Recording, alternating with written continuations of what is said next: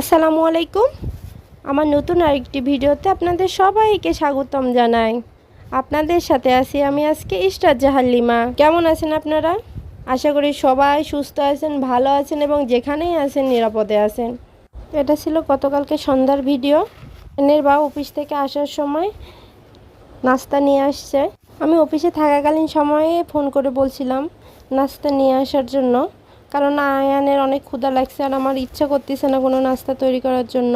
কয়েকদিন ধরে আয়ানের পরীক্ষা শুরু হয়েছে।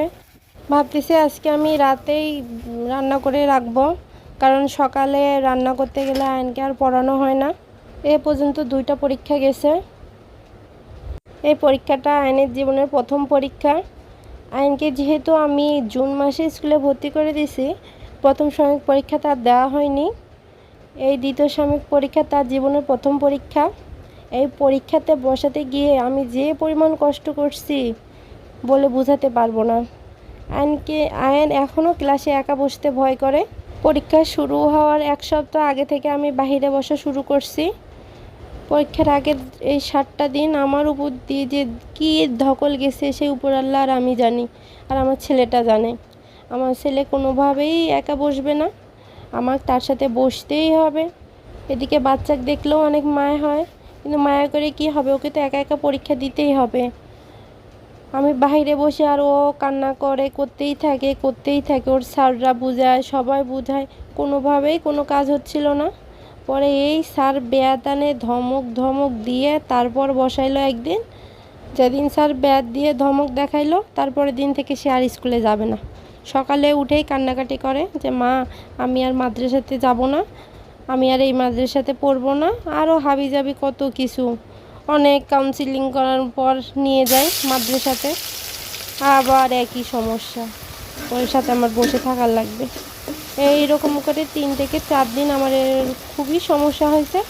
5 দিনের দিন আল্লাহর রহমতে বসায় রাখছি, একটু কান্না ভাবছিল, পরে আল্লাহর রহমতে কান্না করে নাই। এই তো পরীক্ষা দিচ্ছে আলহামদুলিল্লাহ। আমি যদি এই গত 7 দিন ধরে এটা ট্রাই না করতাম, তাহলে প্রথম পরীক্ষার দিন একেবারেই বসতো না।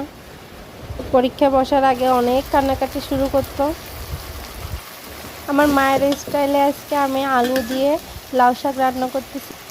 আমার মা এভাবে আলু দিয়ে লাউ শাক রান্না করে, কিন্তু মায়ের মতো রান্না করলে কি মায়ের হাতের রান্নার স্বাদ পাওয়া যাবে? কেন জানি মাদের হাতের রান্না অনেক মজা। কোনো রান্নার সাথে মায়েদের রান্নার কম্পেয়ার করা যাবে না। কয়েকটা লাউ পাতা রেখে দিয়েছিলাম, আজকে লাউ পাতা দিয়ে মাছের পাতুরি বানাবো। লাউ পাতার তরকারিতে একটু চিংড়ি মাছ দিতে চাইছিলাম, কিন্তু আয়নের বাবা তো কোনো রকম মাছই খায় না, এই জন্য শুধুমাত্র আলু দিয়েই রান্না করছি। এই পাতুরি আমি আর আমার ছেলেই খাবো, আয়নের বাবা কোনোভাবেই কোনো মাছেই খায় না। যেই তরকারির মধ্যে মাছ দেয় ওই তরকারিও খায় না, শুধু আমরা মা বেটাই মাছ খাই। আমি প্রায় ভিডিওর শেষ প্রান্তে।